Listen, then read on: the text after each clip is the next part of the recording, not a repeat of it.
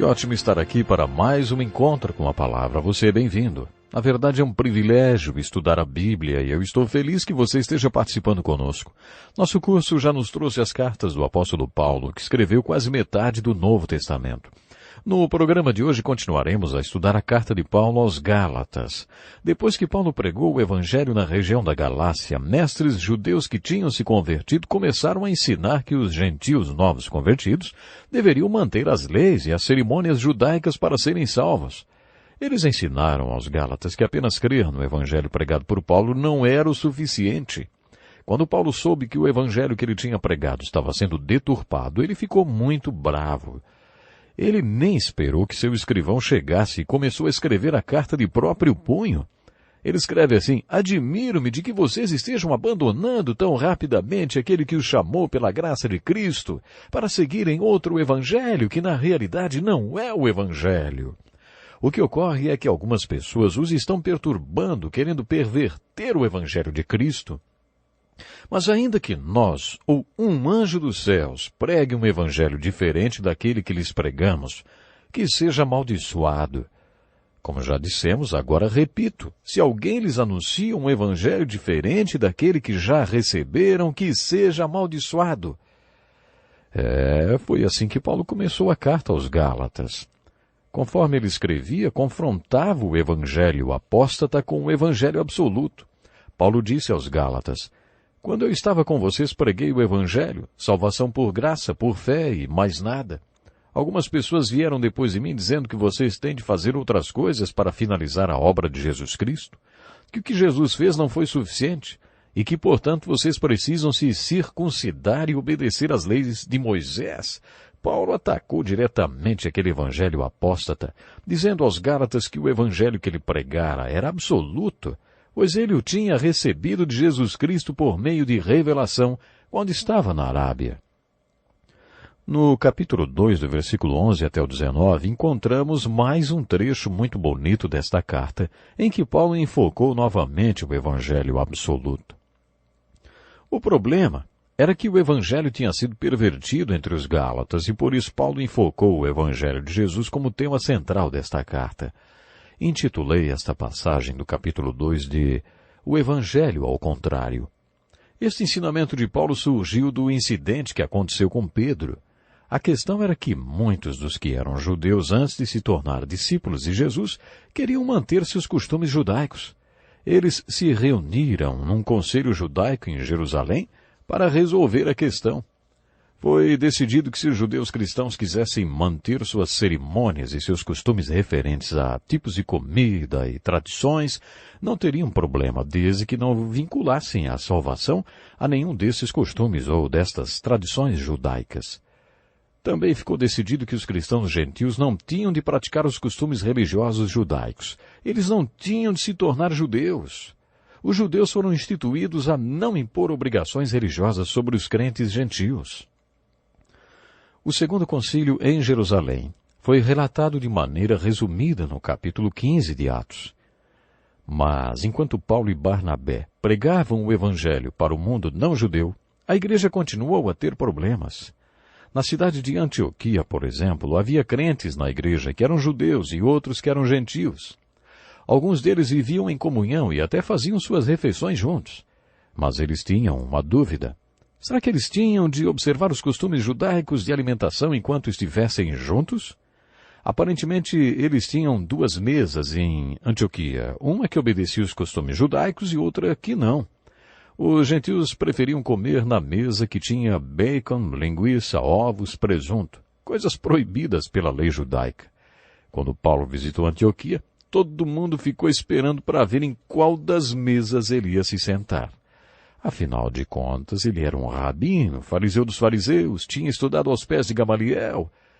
Paulo sentou-se com os gentios e comeu bacon, ovos, linguiça, presunto.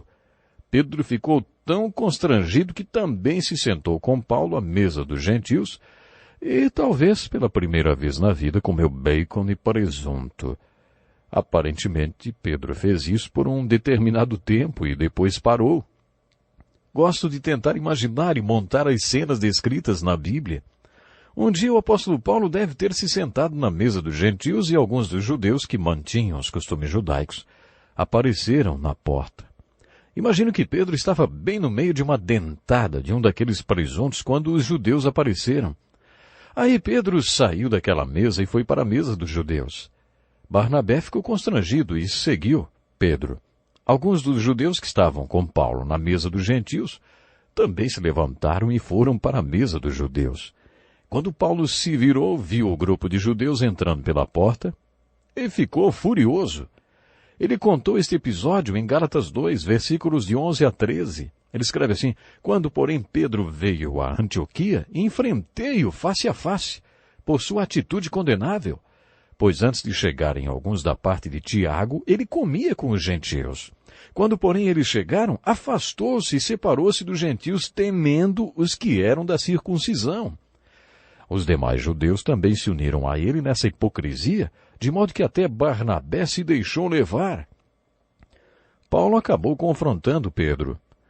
Ele diz: Sabemos que ninguém é justificado pela prática da lei, mas mediante a fé em Jesus Cristo, para sermos justificados pela fé em Cristo e não pela prática da lei, porque pela prática da lei ninguém será justificado.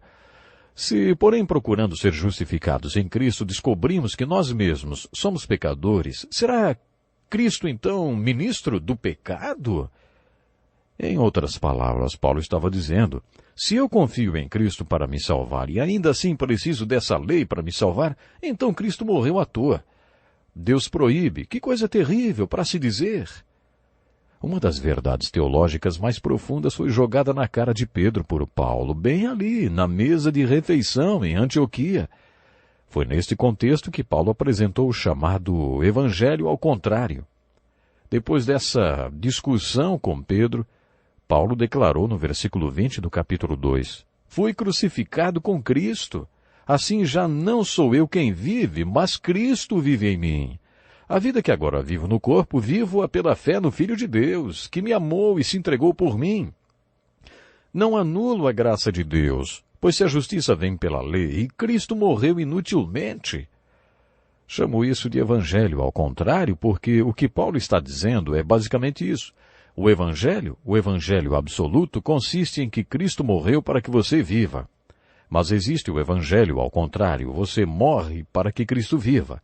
Este é o evangelho ao contrário. Muita gente já decorou o versículo de Gálatas 2, 20. Fui crucificado com Cristo, assim já não sou eu quem vive, mas Cristo vive em mim. A vida que agora vivo no corpo, vivo-a pela fé no Filho de Deus, que me amou e se entregou por mim.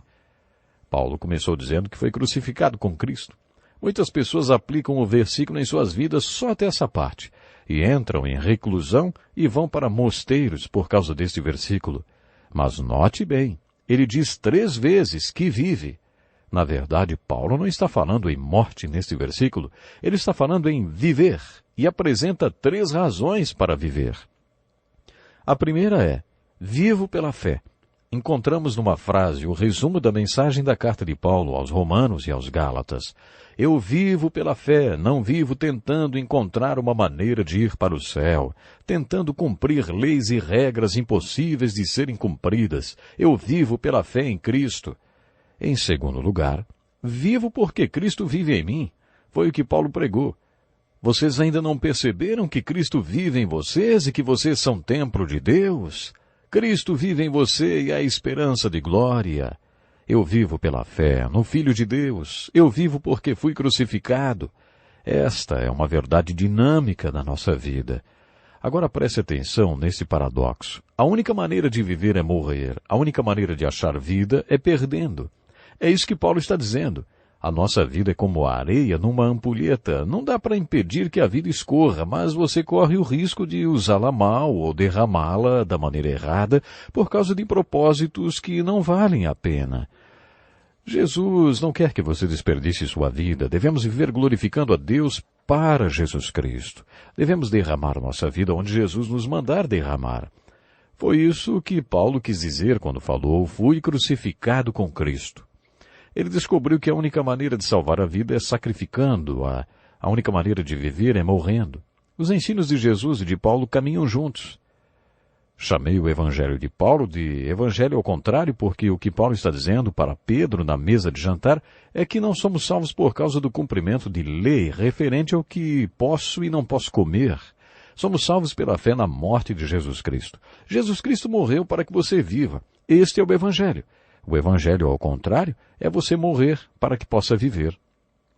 O batismo é uma figura muito bonita desta verdade. Como assembleiano, acredito no batismo por imersão. Uma das coisas que gosto a respeito do batismo de imersão é que ele ilustra o versículo. Fui crucificado com Cristo, assim já não sou eu quem vive, mas Cristo vive em mim. A vida que agora vivo no corpo, vivo-a pela fé no Filho de Deus que me amou e se entregou por mim. Quando você afunda na água, identifica-se com a morte de Jesus Cristo. Você está professando sua fé não apenas na morte de Jesus Cristo, para que você tenha perdão, mas também está professando ao mundo que você está crucificado com Cristo. Você está morrendo para suas ambições e planos. Quando você sai da água, você está professando sua fé na ressurreição. Você está declarando ao mundo que você ressuscitou com Cristo. Este é o Evangelho, ao contrário. Cristo morreu para que você viva, e agora você morre para que Cristo viva através de você. O versículo de Gálatas 2:20 é o resumo do livro de Romanos. Quando Paulo disse, vivo-a pela fé, ele sintetizou os primeiros 4 capítulos de Romanos. Depois, nos capítulos 5 a 8, quando Paulo nos mostrou como superar o pecado, ele falou, já não sou eu quem vive, mas Cristo vive em mim. Paulo fez 8 perguntas no capítulo 3 de Gálatas para construir uma argumentação muito forte sobre a justificação pela fé e não pelas obras. Desta forma, ele ensinou que manter a lei ou as regras não salva ninguém. Em sua argumentação, Paulo usa 2 ilustrações. Uma delas é de Abraão. Sempre que lemos sobre fé no Novo Testamento, encontramos o nome de Abraão. Nesse texto, Paulo revela uma verdade sobre Abraão que não encontramos em nenhum outro lugar da Bíblia. Paulo fala que Abraão sofria de uma doença e que essa doença era a fé. Eu resumi assim o que Paulo falou no capítulo 13 de Gálatas sobre Abraão. Qualquer um que receber de Deus o dom da fé para crer no Evangelho absoluto que preguei quando estava com vocês, sofre da mesma doença de fé que Abraão tinha.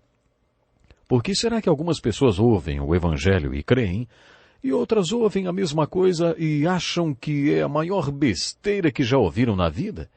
Não é uma questão de ser mais ou menos inteligente, ou de ser iluminado, ou de ser racional. A fé não é uma questão de inteligência. A fé é uma questão de receber um dom de Deus. Deus quer dar a você o dom da fé. Paulo falou isso em Filipenses, capítulo 1, verso 29. Ele escreve, a vocês foi dado o privilégio de não apenas crer em Cristo. A questão é saber, você quer crer? Você quer receber o dom da fé? Aqueles que creem no Evangelho não podem se gloriar disso. Se você tem fé, porque Deus deu a você o dom da fé. A fé é um dom de Deus, conforme Paulo declarou em Efésios capítulo 2, versículos 8 e 9. A fé não é uma questão de obras. Abraão creu quando Deus lhe disse que sua descendência seria tão numerosa como os grãos de areia na praia ou como as estrelas no céu. Este homem extraordinário creu em Deus. Deus então olhou para ele e disse, vejam este velhinho, ele já tem 100 anos, eu falei para ele que ele seria pai, ele acreditou, eu gosto quando digo alguma coisa e as pessoas acreditam. Declaro este homem justo porque ele creu em mim. No capítulo 13 de Gálatas, Paulo diz que se você tem esta fé salvadora e crê no Evangelho de Cristo, então você é filho de Abraão. Em outras palavras, você é um judeu. Por isso não é possível que alguém seja discípulo de Jesus Cristo e odeie judeus, porque se você compreende o capítulo 13 de Gálatas, entende que você mesmo é um judeu. Espiritualmente você é um judeu. Você é um filho legítimo de Abraão, se tiver o dom da fé e sofrer da mesma doença de fé da qual Abraão sofria. Paulo também afirma que a lei que estamos tentando usar para nos salvar tem um propósito e neste capítulo lança para nós uma perspectiva da lei e fala sobre qual é a função dela, mostrar a você que você precisa de um Salvador. Paulo diz que é a lei e que a lei foi uma linha reta que Deus estabeleceu ao lado de todos os caminhos tortos da sua vida para evidenciar a você que sua vida é toda torta. A lei não veio para salvar, mas para mostrar que você jamais poderá ser salvo cumprindo a lei. A pergunta que Paulo faz nesta parte do texto é: se você podia ser salvo através do cumprimento da lei, por que Cristo teve que morrer na cruz? Se você podia ser salvo cumprindo a lei, então Cristo morreu à toa. Deus não teria mandado seu filho para morrer na cruz se você pudesse ser salvo cumprindo a lei. Não seria muito inteligente da parte de Deus mandar Jesus para morrer na cruz se você pudesse resolver o problema cumprindo toda a lei? Se você acha que boas obras podem salvá-lo, como você sabe que já fez uma quantidade suficiente de boas obras para ser salvo, como você sabe se já atingiu o número suficiente de pontos ou não, hein? São estas questões que encontramos no capítulo 3 de Gálatas. Quando Paulo coloca a lei em perspectiva, ele fala que a lei tem o seu propósito e sua função. Paulo foi criado numa casa de romanos e teve uma ótima educação. Provavelmente ele foi educado seguindo o costume da época por algum tutor particular que ensinava, disciplinava, educava, instruía e preparava a criança para exercer sua cidadania romana. Paulo dizia que este era o propósito da lei. A lei servia apenas como um tutor do povo escolhido de Deus que o preparava para a salvação. Esse era o propósito da lei, mostrar que você não poderia salvar-se a si mesmo e que por isso Cristo veio, porque você precisava de um Salvador. No capítulo 4, Paulo apresenta uma alegoria do Evangelho. Primeiro, ele apresentou o Evangelho apóstata, depois o Evangelho absoluto, depois o Evangelho ao contrário, o Evangelho em perspectiva, e as ilustrações de Abraão. O próximo evangelho que Paulo apresenta é o alegorizado. Paulo usa de forma alegórica a história de Abraão, que teve 2 filhos, Ismael e Isaque. E é daí que tiramos um princípio bíblico de interpretação. Ouça a definição do que é uma alegoria.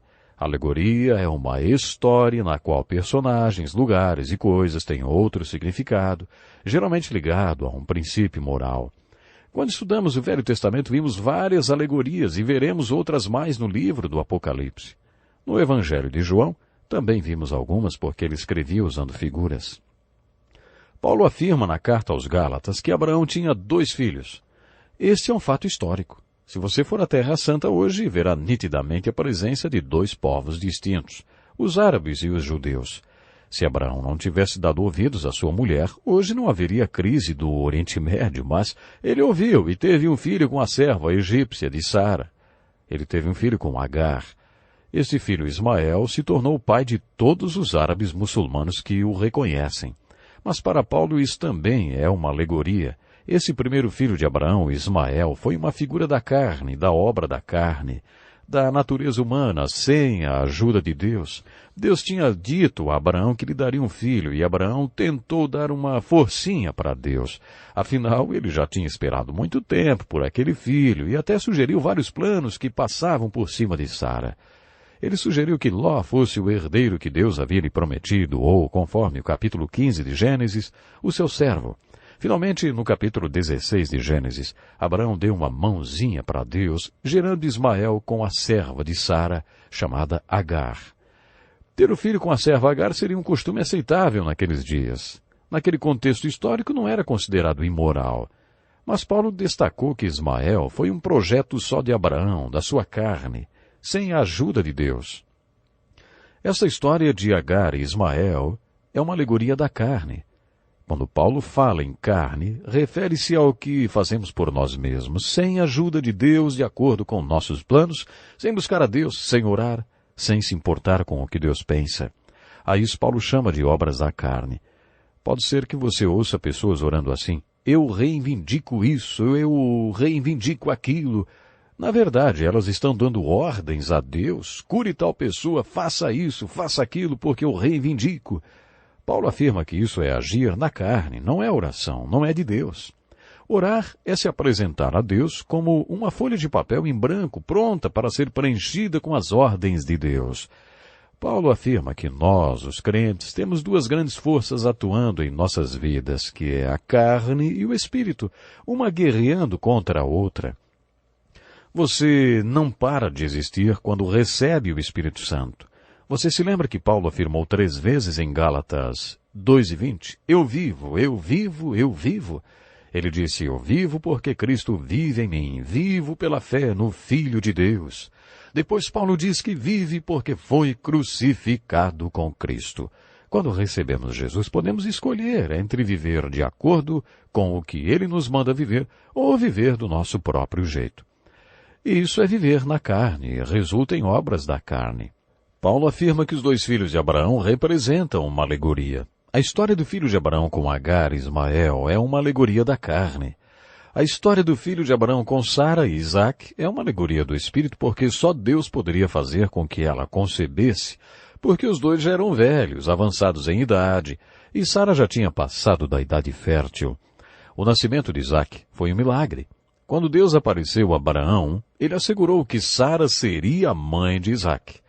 Abraão riu porque não podia acreditar que Deus pudesse incluir Sara neste milagre. Você se lembra do espinho na carne de Paulo? Deus revelou que tinha lhe dado aquele espinho na carne porque não queria que Paulo trabalhasse em suas próprias forças. Isso produziria obras da carne.